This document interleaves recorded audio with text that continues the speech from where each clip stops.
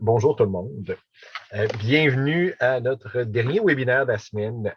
Je m'appelle Pierre-Luc Lafrance. Je vais être votre maître de cérémonie aujourd'hui.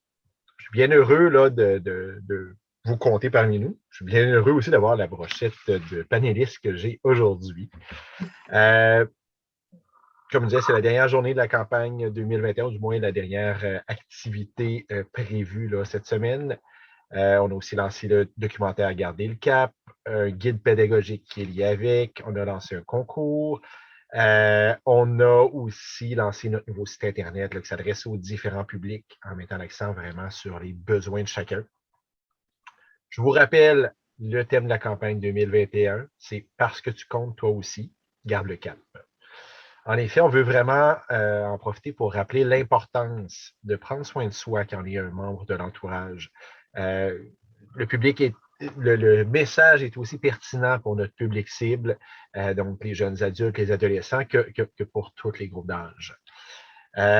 Aujourd'hui, plus spécifiquement, on va vraiment vous expliquer l'accompagnement qui est offert aux membres de l'entourage par les différents membres du réseau Avant de craquer.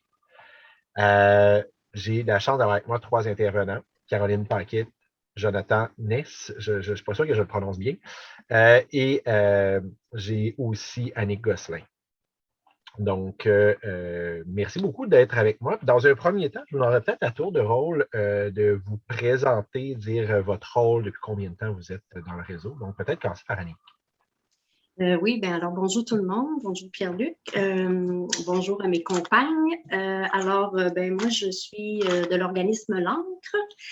J'ai été directrice, L'Ancre c'est à Montmagny, et j'ai été directrice de l'organisme durant 27 ans, mais depuis 1 an, je suis redevenue simple intervenante, mais très heureuse dans ma nouvelle fonction.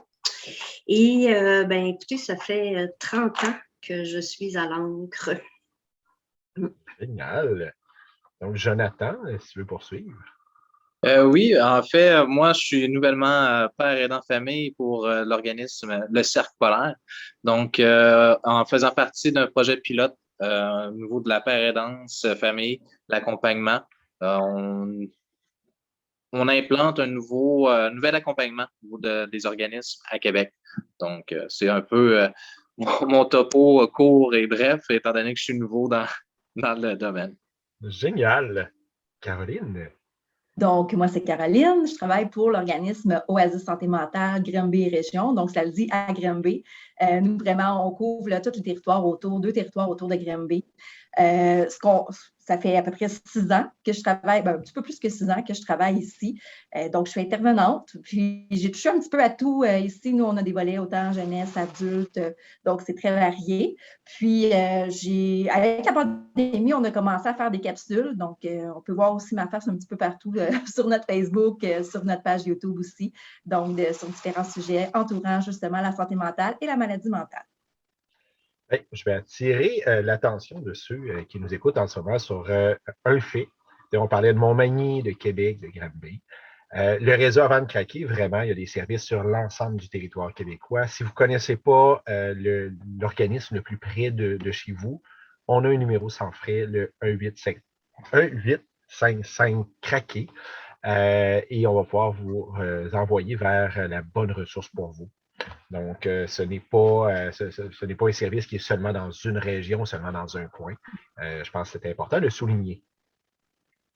J'aurais une première question, puis peut-être que je l'adresserai plus à Annick dans un premier temps, donc avec l'expérience dans le réseau.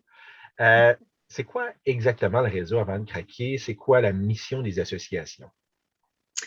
En fait, le réseau Avant de craquer, c'est un regroupement d'associations de parrains et amis qui viennent en aide qui accompagnent en fait quelqu'un qui a un trouble de santé mentale. Donc, notre fédération, Réseau Avant de craquer, regroupe à peu près une 40aine d'associations au Québec. Alors, un peu comme tu l'as dit, Pierre-Luc, partout dans la province de Québec, on peut trouver des associations comme celle à Montmagny, à Granby, qui offrent les mêmes services. sans doute d'une façon différente, mais une gamme de services semblable. Génial. Et allons-y avec Caroline cette fois-ci. Je veux tous vous entendre aujourd'hui. C'est quel type de personne qui peut venir vous voir? Est-ce qu'il y a des profils types? Est-ce qu'il y a des... Ça ressemble à quoi les gens d'entourage que vous pouvez aider? Bien, en fait, c'est la même chose que quand on parle de maladie, il n'y a pas de profil type. Donc, c'est la même chose pour l'entourage, il n'y a pas de profil type. Ça peut être autant des enfants qui vont vivre certaines situations avec un proche qui est significatif, ça peut être des adultes, ça peut être des parents d'enfants adultes aussi. Donc, il n'y a vraiment pas un profil. C'est des gens qui vont vivre une certaine détresse, qui vont vivre des questionnements par rapport à leurs proches, puis qui veulent comprendre, ils veulent être là pour accompagner leurs proches, mais des fois, ils savent plus par quel chemin passer. C'est dur des fois de comprendre aussi les réactions, les comportements de leurs proches. Donc, c'est pour ça qu'ils vont venir nous consulter. Fait que non, il n'y a pas de profil. C'est ouvert à tous. Puis, un peu comme Annick disait, c'est sûr que ça dépend. Oui, on a toute la même mission, mais des fois, la clientèle peut varier d'un endroit à l'autre. Puis, c'est important de s'informer justement sur l'association pour voir un peu quels services on peut avoir dans notre région. C'est ça, tout à fait, parce qu'il y a des endroits où justement il y a des services pour les plus jeunes, il y en a d'autres que c'est spécialisé plus pour les adultes, par exemple. Mais au final, ce qu'on veut, c'est aider les gens d'entourage, les outiller, les accompagner. Jonathan, j'aimerais ça que tu me parles un peu justement du projet pilote, le programme dans lequel tu travailles, Père aidant. Je pense que ce serait intéressant là, d'en savoir un peu plus sur ce que c'est. En fait, au niveau de la Père aidance famille, c'est avec le temps, ils se sont rendus compte que l'implication de l'entourage des personnes vivant avec une situation de santé mentale était importante. Donc, on avait beaucoup de demandes, en fait, des gens de l'entourage qui se questionnaient qu'est-ce qu'ils pouvaient faire, comment bien le faire. Ils se sentaient un peu perdus dans tout le processus. Donc, le fait d'implanter la Père aidance famille au niveau des organismes permet d'avoir un accompagnement supplémentaire au niveau des gens de l'entourage, de pouvoir partager un vécu, de pouvoir partager l'écoute aussi, de comprendre, de savoir, de pouvoir parler à quelqu'un qu'on sait qu'il l'a vécu. Il a vécu une situation similaire. C'est une approche différente, complémentaire, mais totalement efficace, en fait. Les gens qui sont dans l'entourage se sentent énormément écoutés et voient un peu l'espoir. Parce que à la base, c'est de pouvoir transmettre l'espoir par la Père aidance famille, de pouvoir se dire qu'on est accompagné, on va s'outiller, puis par la suite, les 1001 services qui est offert au travers de la province. Mais grâce à la Père aidance. Bien, ça fait du sens ce que j'entends là, parce que je fais des liens aussi avec le documentaire qu'on a lancé cette semaine. Puis un des points qui revenait, là, particulièrement les deux filles qui vivaient ça, de dire qu'ils se sentaient un peu tout seuls, il y avait l'impression que ce qu'ils vivaient était un peu unique, et de pouvoir en parler avec d'autres personnes qui avaient un vécu similaire, ça a eu quelque chose de libérateur, puis ça leur a permis de demander de l'aide, d'aller plus loin. Mais à la base, chaque personne vit un peu ça de façon unique, et souvent ils se disent, ben, c'est pas moi qui ai le problème, pourquoi j'irais chercher de l'aide? Donc, je suis très, très content d'entendre qu'il y a une initiative comme ça, puis en effet, je pense que c'est porteur. De façon plus générale, et là, je vais m'adresser à tout le monde, on pourra parler à tour de rôle, mais c'est quoi les bénéfices d'aller faire appel à vos services, d'aller demander de l'aide pour un proche, pour un membre d'entourage? Je dirais, les bénéfices, c'est d'abord notre expertise, les groupes parents, parce que, en fait, on est spécifique dans notre mission. Si on regarde partout dans le réseau de la santé, les services sont dirigés vers la personne qui vit un problème de santé mentale. Alors que nous, on est spécifique à l'aide, l'accompagnement des membres de l'entourage. Donc, on a développé une expertise pour aider les familles, puis on dit, hein, les familles, c'est père, mère, conjoint, amis, etc. Donc, les accompagner à mieux composer avec la problématique de santé mentale de leurs proches, les aider à reprendre du pouvoir sur leur vie, les aider à réapprendre à prendre soin d'eux autres parce que souvent, toute l'énergie est dirigée vers la personne au détriment souvent de leur propre santé mentale et physique. Alors, de les aider à se reconnecter à leurs propres besoins, briser leur isolement, un peu comme on disait, partager avec d'autres gens qui vivent la même réalité que nous. Alors, c'est ça, c'est les bénéfices. Puis on le dit depuis de nombreuses années, les groupes, les associations de parents ont mis la porte d'entrée des membres de l'entourage qui ont un proche qui a un trouble de santé mentale. Est-ce qu'il y a, Jonathan ou Caroline, quelque chose que vous voudriez ajouter sur le sujet? Bien, moi, je trouve que Annick a vraiment fait un très bon résumé. Jonathan, tu me diras si tu penses la même chose. Mais effectivement, c'est vraiment notre expertise d'aller. On a une vision large aussi. L'expertise famille, hein, c'est pas tout le monde qui a cette expertise-là. Puis on est fiers. Moi, je pense qu'on est fiers de l'avoir, cette expertise-là, parce qu'on peut aider même les autres intervenants de d'autres endroits à comprendre aussi ce que la famille peut vivre au quotidien. On parlait d'isolement. Mais des fois, la famille, elle se dit, coudonc, c'est moi qui ai le problème, finalement, je comprends pas trop ce qui se passe. Fait que nous, on vient replacer tout ça avec la famille pour qu'ils comprennent ça, pour comprendre aussi la maladie, comprendre les émotions vécues. Mais le but, c'est qu'on veut pas qu'il y ait d'éclatement familial, justement. On veut qu'il y ait un soutien dans la famille qui soit présent puis qui soit là, mais que tout le monde, comme Annick disait, prenne soin d'eux là-dedans aussi. Là. Donc, je trouve qu'Annick t'a très bien résumé dans d'autres mots ce que moi aussi, je pense, là, des associations. Il y a peut-être un point que je voudrais éclaircir avec Jonathan. Le rôle des pères aidants famille par rapport aux intervenants, comment ça se positionne l'un par rapport à l'autre ou en continuité? Au niveau de la père aidance famille, c'est vraiment un accompagnement, je vous dirais, plus dans l'écoute, dans le partage de vécu, de donner l'espoir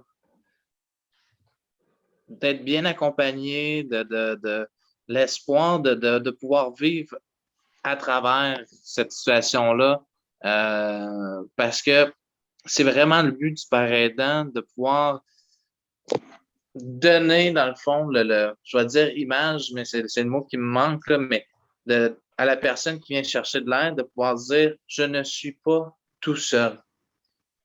Parce que souvent, c'est ce qu'on se rend compte, on parle avec des spécialistes qui ont des très bons conseils, ils ont des très bonnes techniques, de la très bonne écoute, c'est exemplaire, mais quand on revient chez soi, on se dit « je suis tout seul ». Avec ça, même si on se le fait dire souvent par les spécialistes, non, on n'est pas tout seul, le fait de rencontrer des personnes qui ont vécu des situations similaires permet de voir justement, OK, je suis pas tout seul. OK, il y a des gens qui sont rendus plus loin que moi, donc je suis capable de me rendre plus loin dans cette situation-là, de la façon que moi, je vais avoir à faire avec les outils et à la façon que je vais prendre soin de moi, le cheminement, en fait, qu'il va avoir à faire. Donc, c'est vraiment 3 mots, d'avoir un accompagnement dans l'écoute, d'avoir de l'espoir. Et le troisième, j'ai complètement un blanc, excusez-moi. Mais il y a 3 piliers vraiment de la père aidance qui amènent. Génial. Là, c'est sûr que cette semaine, on en parle beaucoup des jeunes, on parle beaucoup des jeunes adultes, les adolescents et tout ça. Avec le documentaire et tout, c'est logique. Mais dans les faits, de votre expérience à tous les 3, est-ce qu'il y a vraiment des différences entre les besoins des jeunes, des adultes? Est-ce qu'il y a des particularités pour chacun des groupes d'âge? Et moi, je peux parler. Pour avoir travaillé quand même au niveau jeunesse ici, là, dans le fond, je vous dirais que les jeunes, que ce soit des tout petits jeunes, des adolescents ou des adultes, vivent les mêmes émotions. Donc, c'est vécu de la même façon. L'impuissance, la culpabilité, la peur, toutes ces émotions-là sont vécues de la même façon.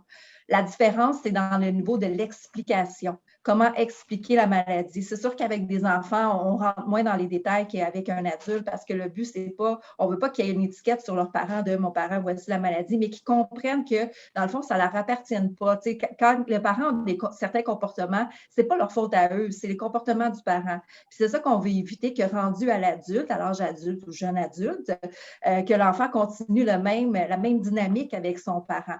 Donc, en comprenant, mais ça fait en sorte qu'il va avoir une vision différente, mais positive de son parent aussi, puis qu'il va être capable de mettre ses limites avec lui. Je dis parent, mais ça peut être un proche, dans le fond, une personne significative, ça pourrait être un frère, une sœur aussi. Donc, c'est très variable, là, tant que c'est une personne significative autour d'eux. Donc, moi, de ce que j'ai vu, non. C'est la même chose, autant jeunesse qu'adulte, ce qui est vécu, là. Dans l'approche, justement, qu'il va y avoir des différences, mais sur le besoin fondamental ou les émotions fondamentales, un humain reste un humain. OK.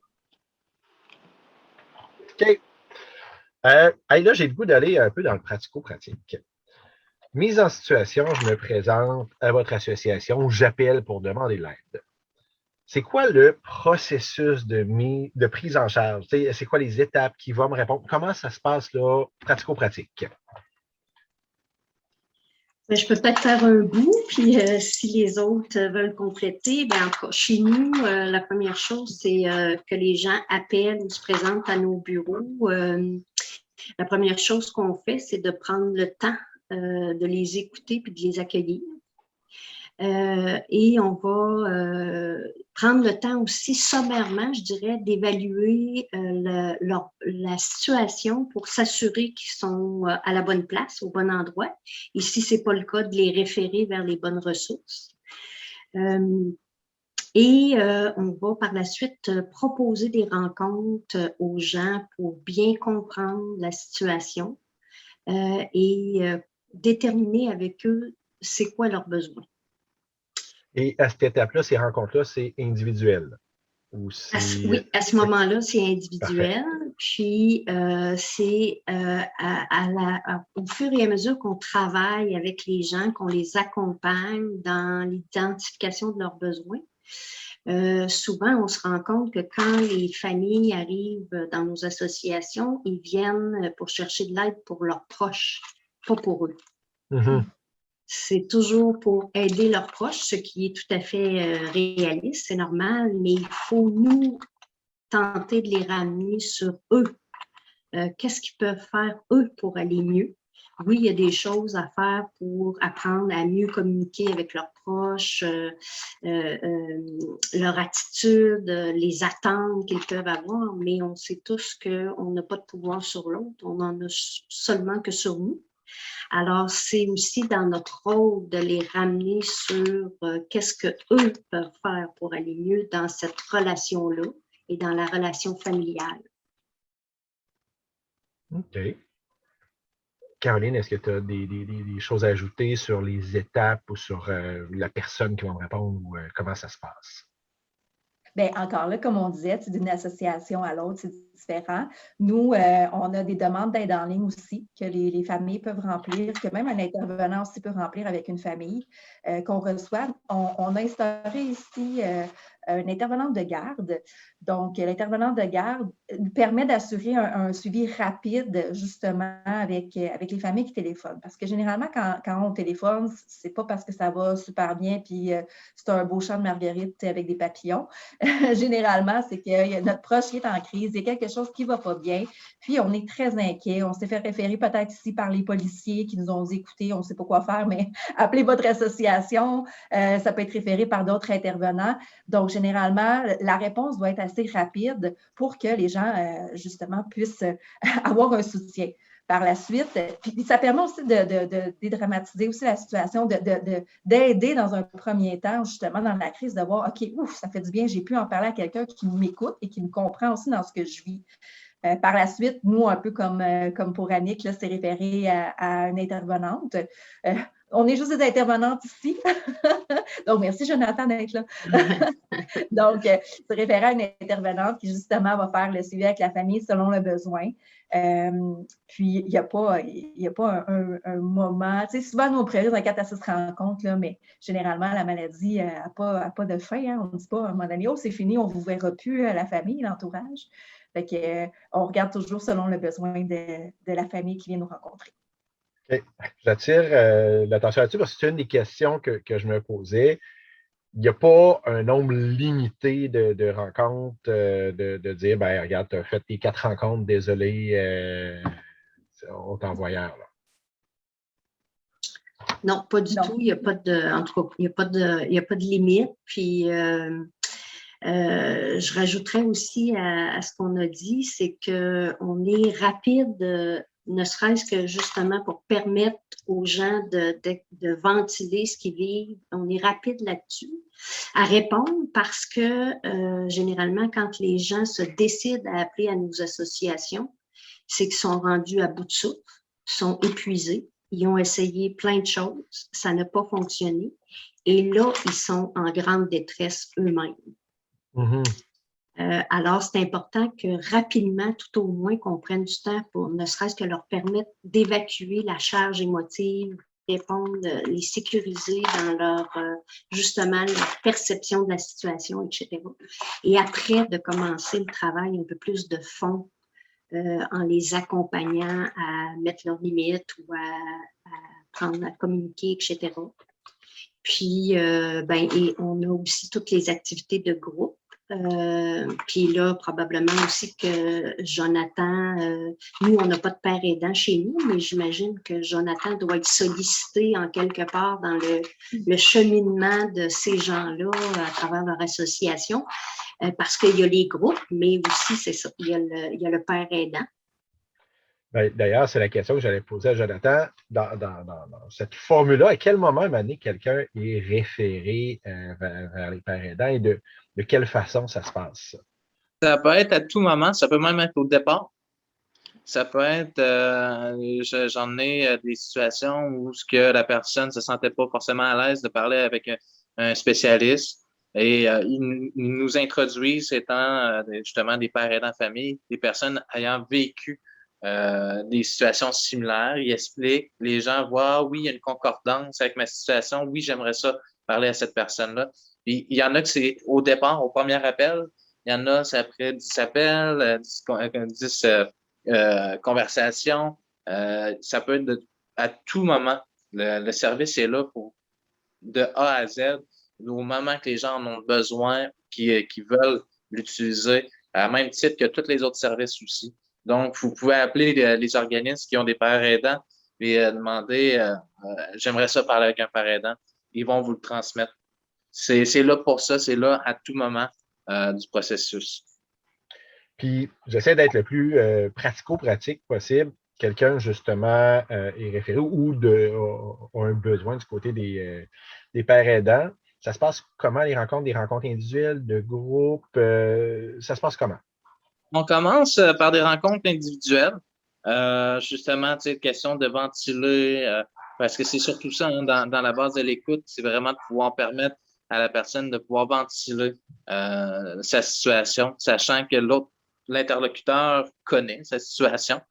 Donc, c'est vraiment, les premières étapes, c'est ça, les premières rencontres, tout dépendamment du cheminement de la personne. Par la suite, il va y avoir un référencement au service. Si on est un peu comme je dirais, pas un entonnoir, mais on est capable de donner des pistes de solutions avec nos collègues. Dans le fond, on peut les référer à nos collègues ou à des services qui semblent susceptibles d'être très bons pour eux.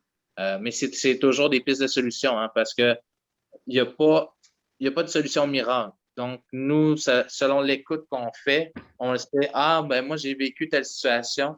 Qu'est-ce que tu en penses d'utiliser tel service?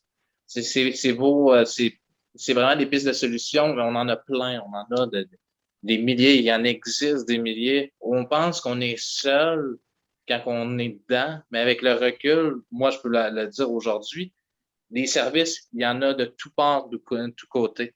Est-ce qu'ils sont tout connus? Non. Puis justement, on est là pour les faire connaître. On est là pour justement donner l'information, donner les outils, de désarmer aussi, parce qu'il arrive des situations où que justement les usagers arrivent et ils sont pas trop à l'aise de parler avec des spécialistes. Puis à la première conversation qu'ils ont au niveau des organismes, on réussit à leur mettre en contact avec les PAF, qu'on appelle les pères aidants de famille. Et à partir de ce moment-là, on est capable de justement dire, écoute, moi, j'ai utilisé le service de professionnel, ça m'a aidé.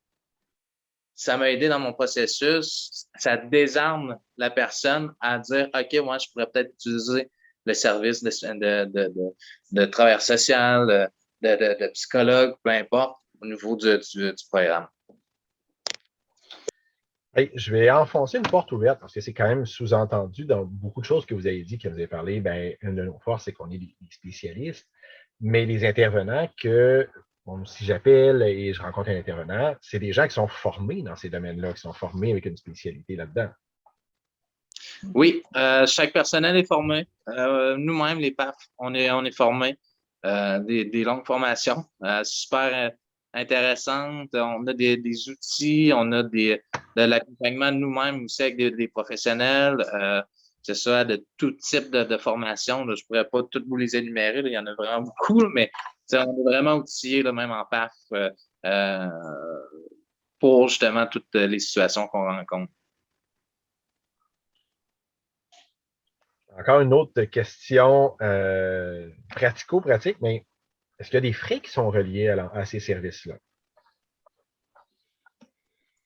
Non, il n'y a pas de frais pour les services. Par contre, on va souvent demander une contribution quand il y a des activités, des fois des formations. C'est plus à ce titre-là, moi, que je dirais qu'il y a des frais, c'est des contributions, mais pour rencontrer un intervenant, c'est tout à fait gratuit. Gratuit et confidentiel.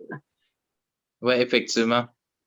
Si je pourrais rajouter à Annick, au niveau des services, personnellement, pour l'avoir vécu, c'est ce qui m'a vraiment étonné. Étant donné qu'au départ, moi, j'ai cherché des services qui étaient payants, étant donné que le problème y était là, je voulais que ça se règle plus rapidement.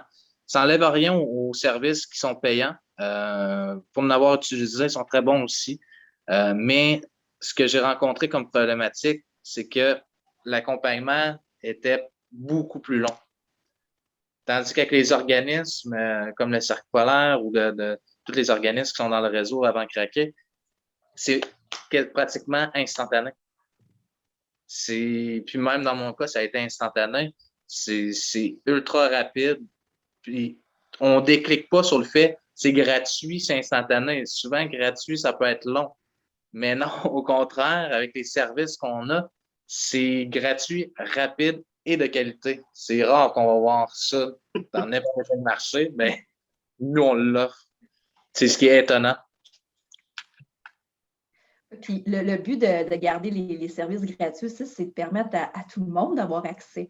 Donc, on veut permettre cette accessibilité-là. Tu sais, c'est pas tout le monde qui a des programmes qui peuvent payer une partie peut-être de certains frais avec des spécialistes. Puis comme tu disais, Jonathan, j'enlève rien aux professionnels du tout, là, mais ça permet comme ça de tout le monde d'avoir accès sans se dire OK, est-ce que j'ai les moyens d'y aller? Non, la santé mentale, quand on a un proche qui ne va pas bien, c'est important d'aller chercher cette aide-là, justement. Donc, d'où pourquoi les services gratuits. Là. Génial. Hey, merci beaucoup. On est maintenant rendu. Oui. Je voudrais juste compléter, Pierre-Luc, suite aux interventions de Jonathan et Caroline. Par exemple, dans notre association, nous, on est plus en région. Alors, tout ce qui est transport en commun, on n'a pas accès à ça. Alors, justement, pour favoriser l'accès à nos services, puis je sais que ça se passe aussi avec d'autres associations, mais nous, on va se déplacer.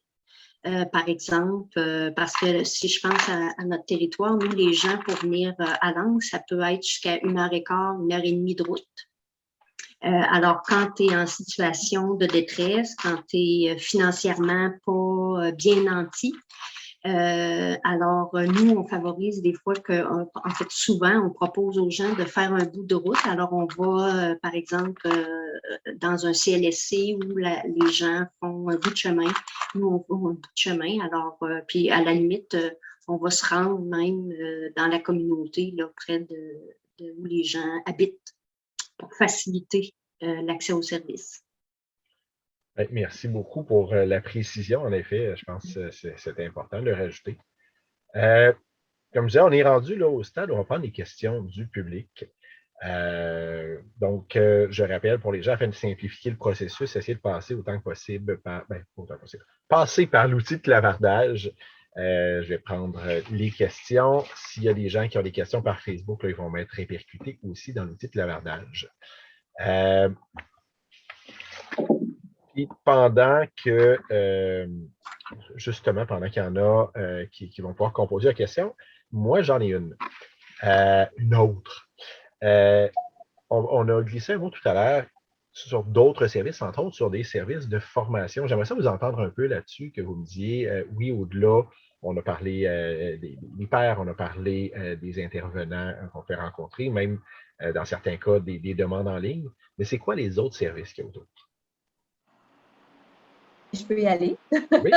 Donc, oui, effectivement, on a des services de formation, donc sur les différentes maladies, de bien comprendre qu'est-ce qui se passe. Puis, c'est un moment aussi, justement, quand les familles sont réunies ensemble, c'est une façon de briser l'isolement. Un peu comme Jonathan disait tantôt, bien, je réalise que, oh, OK, je ne suis pas seule, là. Il y a d'autres gens qui vivent des choses. Puis, la personne qui vient de donner un exemple, en passant, les groupes, c'est toujours aussi confidentiel, hein, ce qui se dit là reste là. Mais la personne, des fois, va donner un exemple personnel, une des familles autour de la table, puis une autre personne, notre famille va se dire « Oh, OK, ben moi aussi, j'ai déjà vécu ça. » Donc, ça permet d'enlever cet isolement-là. Fait que oui, on donne des groupes de formation. On a aussi des groupes de soutien, comme nous, chez Oasis, on offre des cafés thématiques. Là, on a des capsules qu'on fait sur les réseaux sociaux, là, comme YouTube et sur Facebook. Donc, on a vraiment, je dirais que ce qui est beau avec les associations, c'est qu'on a le tour de s'adapter.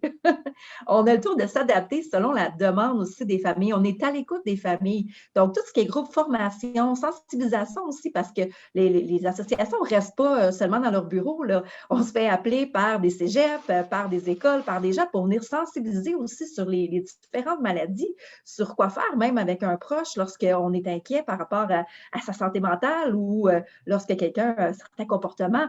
Donc, et puis même dans les entreprises, donc c'est ça qui est beau avec les associations, c'est qu'on essaie justement de faire cette sensibilisation-là. Puis là, on est dans la semaine des sensibilisations aux maladies mentales, donc c'est important d'en parler de ça aussi, de ce côté-là, qu'on ne reste pas seulement dans nos bureaux à rencontrer les familles, mais on va plus loin que ça, là. Oui, Annick? J'ajouterais aussi dans les services qu'on offre l'aspect de l'accompagnement pour des requêtes d'évaluation psychiatrique. Dans le cas où la personne va pas bien, puis qu'elle peut être dangereuse pour elle-même ou pour les autres. Alors, on accompagne aussi les familles dans tout ce processus-là d'obtenir une requête pour que la personne puisse subir une évaluation psychiatrique. Toujours encore là de vérifier avec son association. Je sais qu'on est plusieurs à le faire quand même, mais effectivement, là, c'est... puis de toute façon, sinon, c'est de nous poser la question, puis nous, on sait absolument le processus, sinon, ce n'est pas l'association qui le fait directement. Génial. Je veux profiter du fait qu'on a quelqu'un qui a une longue expérience comme Annick avec nous, parce qu'on parle beaucoup de sensibilisation, du travail qui est fait pour changer certaines perceptions. Est-ce qu'il y a eu une évolution qui s'est faite au cours des dernières années sur le fait que les gens se sentent peut-être plus ou moins à l'aise de demander de l'aide, sur le fait que certains préjugés changent? Est-ce que tu as eu l'occasion de voir ça, Annick? Oui.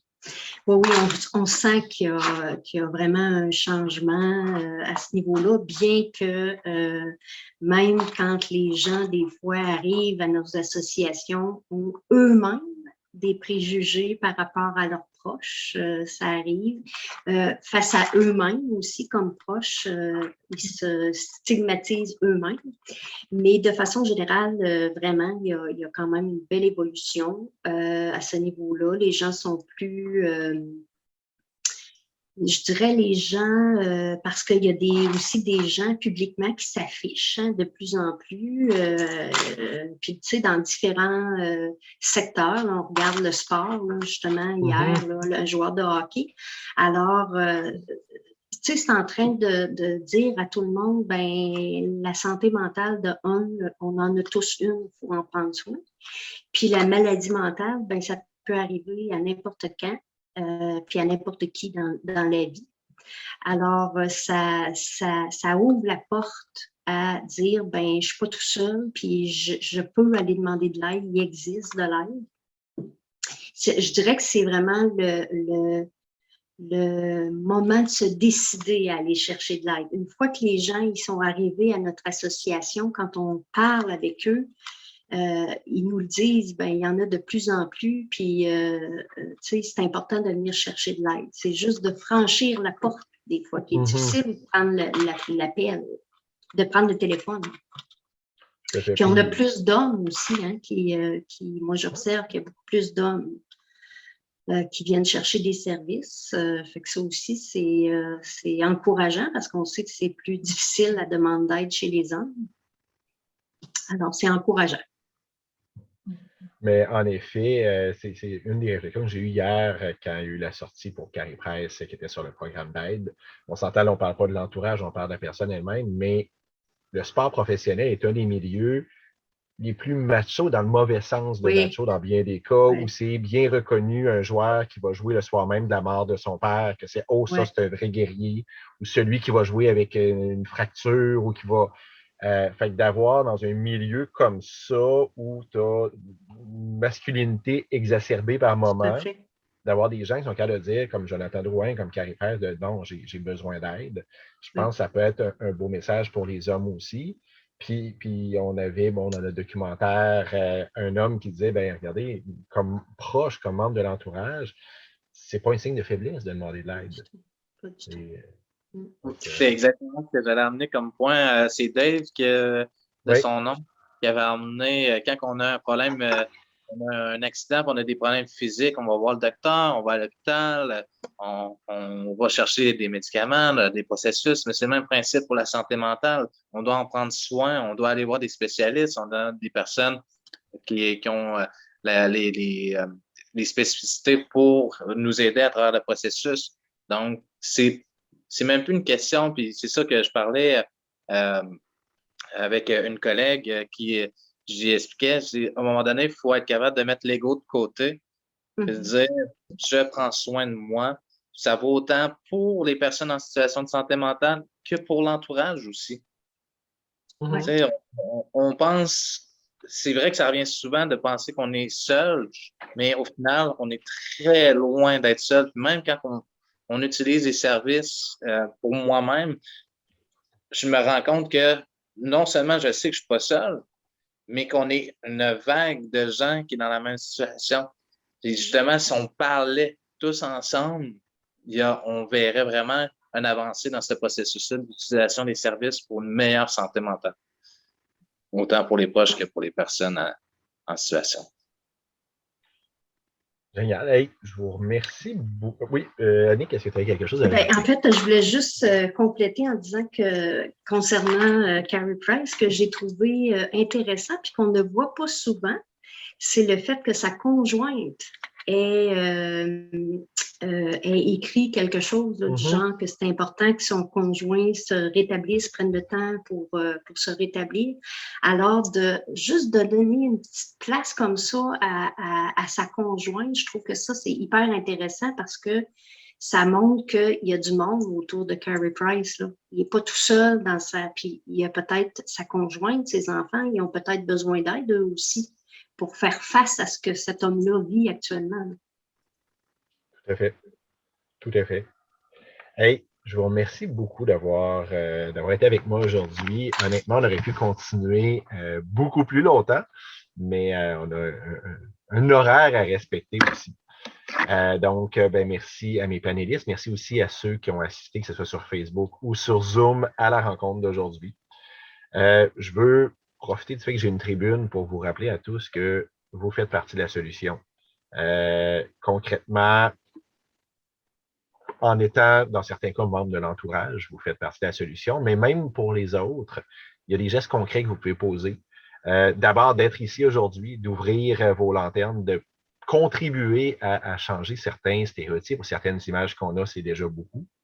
D'écouter autour de vous, de voir, parce que c'est pas écrit dans la face des gens, là, mais en étant à l'écoute, ben oui, vous pouvez voir qu'il y a peut-être des besoins autour de vous, pouvoir les envoyer vers les services, pouvoir les référer.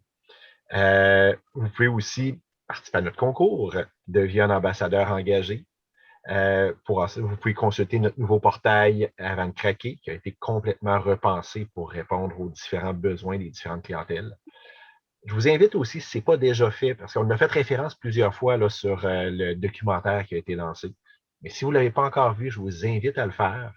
Et il est disponible sur le site Avant de craquer. Il est disponible aussi sur notre page Facebook. L'avantage sur Facebook, c'est qu'un clic, et vous pouvez le partager dans votre réseau autour de vous. Encore une fois, vous ne savez pas à qui ça va faire du bien. Vous ne savez pas qui autour de vous, qu'en voyant ça, il va faire « Oh, je ne suis pas tout seul.